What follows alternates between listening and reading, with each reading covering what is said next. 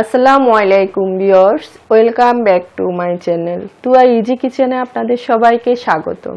আজ আমি ঈদ উপলক্ষে একটা মজার ডেজার্ট আইটেম তৈরি করে দেখাবো, চকলেট পুডিং। খুবই মজার একটা রেসিপি এবং খুবই সহজ একটা রেসিপি। সহজভাবে করে দেখানোর চেষ্টা করেছি। আশা করছি আমার রেসিপিটা আপনাদের ভালো লাগবে। চলুন মূল রেসিপিতে যাই। চুলায় একেবারে লো আছে আমি একটা টিফিন বাটি বসিয়ে দিলাম আর চিনি দিয়ে দিলাম 2.5 টেবিল চামচ। এটা এখন আমি ধরবো না, আস্তে আস্তে চিনিটা গলে এটা ক্যারামেল তৈরি হবে। দেখতে পাচ্ছেন যখন এক সাইড দিয়ে এরকম এটা গলে এসছে, এখন আমি একটা লুসনি দিয়ে ধরে এভাবে করে নাড়িয়ে দিচ্ছি। কোনো চামচ লাগবে না, শুধু জাস্ট একটু করে ধরে এভাবে নেড়ে দিতে হবে। খেয়াল রাখতে হবে যেন ক্যারামেলটা বেশি পুড়ে না যায়। ক্যারামেলটা যদি বেশি পুড়ে যায় তাহলে আপনার পুডিংটা তিতা তিতা লাগবে। দেখতে পাচ্ছেন চিনিটা সম্পূর্ণ গলে গেছে আর খুব সুন্দর একটা কালার এসছে।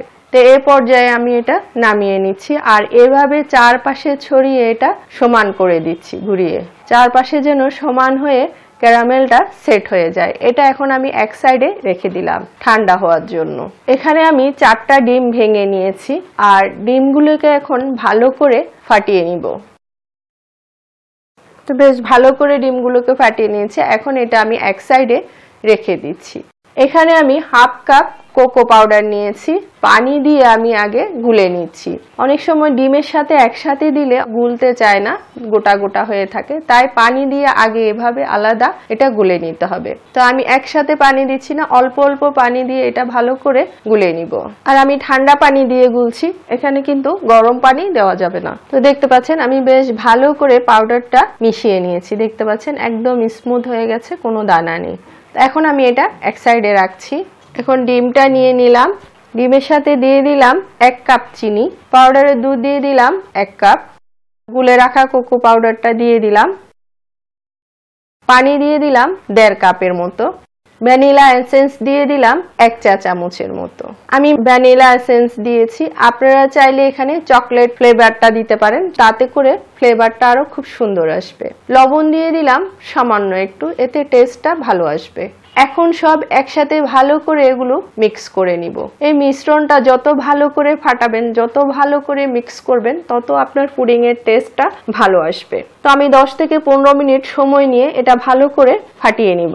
সামনে ঈদের দিন আমরা কম বেশি সবাই পুডিং তৈরি করে থাকি। এবার ঈদের দিন এই পুডিংটা তৈরি করে দেখতে পারেন, সবাই খুবই পছন্দ করবে। আর রেসিপি যদি ভালো লাগে লাইক কমেন্ট শেয়ার করবেন, আমার চ্যানেলটি সাবস্ক্রাইব করবেন, আমার পাশে থাকবেন, অনুরোধ রইল সবার কাছে। যখন ফাটাতে ফাটাতে দেখবেন এরকম একদম ফেনা ফেনা হয়ে গেছে, তখন বুঝতে পারবেন যে আপনার পুডিং এর মিশ্রণটা ভালো করে মিক্স হয়ে গেছে। তো আমার এটা হয়ে গেছে। এখন আমি যে বাটিতে ক্যারামেলটা তৈরি করে রেখেছিলাম, সেই বাটিটাতে মিশ্রণটা ছেঁকে ঢেলে দিচ্ছি। অবশ্যই ছেঁকে দিবেন, এতে করে যদি কোনো দলা ময়লা থেকে থাকে তাহলে ছাঁকনিতে চলে আসবে। দেখতে পাচ্ছেন? তো আমি এটা নিয়ে নিয়েছি বাটিটাতে। এখন আমি এটা চুলায় বসিয়ে দিব। চুলায় একটা পাতিলে আমি বেশ কিছু পানি দিয়ে একটা স্ট্যান্ড বসিয়ে দিয়েছি আর স্ট্যান্ডের উপরে পুডিং এর বাটিটা বসিয়ে দিলাম। পানিটা এমন ভাবে দিতে হবে যেন পুডিং এর বাটিটা অর্ধেকটা ডুবে থাকে। দেখতে পাচ্ছেন কিভাবে দিয়েছি, এরকম করে। তো এখন ঢেকে দিচ্ছি আর ফুল আঁচে 25 থেকে 30 মিনিট এটা আমি ভাপিয়ে নিব। ফিরে আসলাম 30 মিনিট পর। এখন আমি ঢাকনিটা খুলছি। এখন আমি একটা সাসলিক কাঠির সাহায্যে চেক করে দেখছি এটা হয়েছে কিনা। দেখতে পাচ্ছেন খুব সুন্দর হয়ে গেছে। যদি না হয় তাহলে এরকম কাঠির ভিতরে লেগে থাকবে। আমার কাঠিটা ক্লিন এসছে, যার মানে এটা হয়ে গেছে। এখন আমি চুলাটা বন্ধ করে দিয়েছি আর এটা বের করে নিব ঠান্ডা করে, তারপর আপনাদেরকে পরিবেশন করে দেখাচ্ছি। ফিরে আসলাম প্রায় 5-6 ঘন্টা পর। নরমাল করে আবার ফ্রিজে রেখেছিলাম ঠান্ডা করার জন্য। তো বেশ ঠান্ডা হয়ে গেছে। এখন আমি আপনাদেরকে এটা ওপেন করে দেখাচ্ছি। চারপাশে একটু ছুরি দিয়ে এটা ছাড়িয়ে নিলাম আর এখন একটা প্লেটে নিয়ে এভাবে উল্টে এটা ওপেন করে নিচ্ছি। দেখতে পাচ্ছেন কি সুন্দর হয়েছে। দেখতে পাচ্ছেন কালারটাও খুব সুন্দর এসছে। তো এখন আমি আপনাদেরকে এটা কেটে দেখাচ্ছি। দেখতে পাচ্ছেন কি সুন্দর হয়েছে।